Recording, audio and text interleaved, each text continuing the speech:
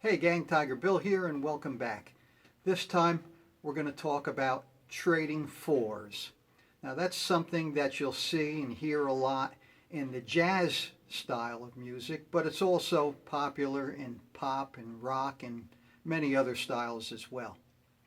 Now what we're going to use for this is we're going to use the money beat that we already learned.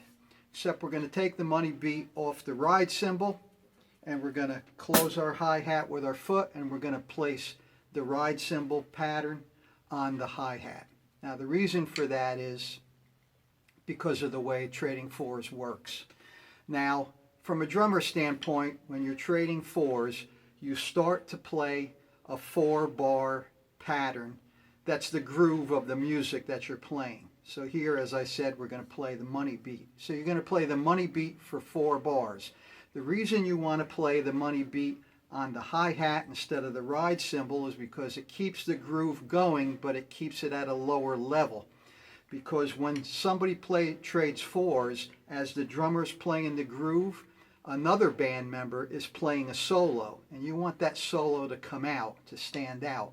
So you want to play at a little lower level than the rest of than you do the rest for the rest of the song. So you're going to do that. After the 4-bar solo is done, then you're going to play your solo for 4 bars. Then you're going to go back to the hi-hat and keep going with the money beat groove as the next soloist plays. And that's how you trade back and forth. That's known as trading fours. Okay, so we're going to show an example of that. And we're also going to add one more note to our reading and counting. So we've covered 4/4 time. We've covered the quarter note, which gets 1 beat, if you remember. The 8th note we covered, which gets a half a beat. And now we're adding the 16th note, which looks like a stem, a filled-in dot, and 2 flags. That's the 16th note. The 16th note gets a quarter of a beat. So you're going to play 4 16th notes for each quarter note. And the 16th notes are counted 1 E and a, 2 E and a, 3 E and a, 4 E and a. Okay, so when you're playing music and when you're first learning how to play music and read it, what you want to do is you want to look at the music, the entire chart first, to see what's the smallest note on the chart. And in our case, it's going to be the 16th note.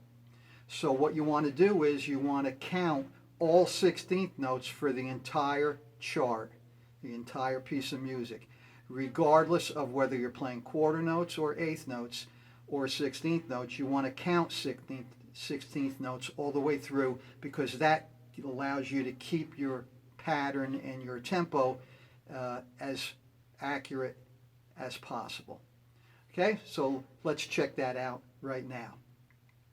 An example of trading fours. 1 E and a, 2 E and a, 3 E and a, 4 E and a.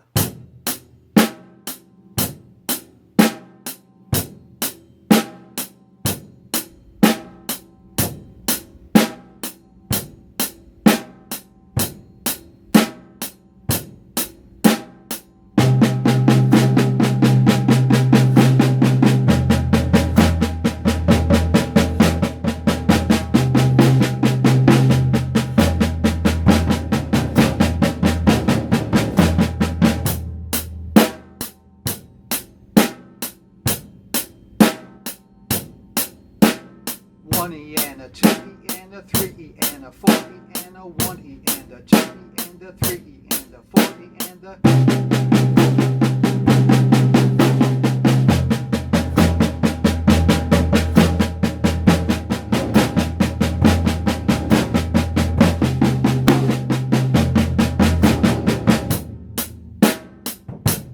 And so on. Okay, so that's the deal. That's trading fours, as simple as that. Okay, so work on it. In the solo part, you can do whatever you want to do in the solo part. That's strictly up to you. Now, in reality, when you start doing this for real, if you listen to a lot of music, you can hear this. What happens is the drummer usually copies what the soloist before him was playing.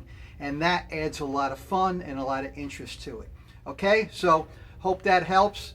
And for until next time, always have fun and always, always stay loose.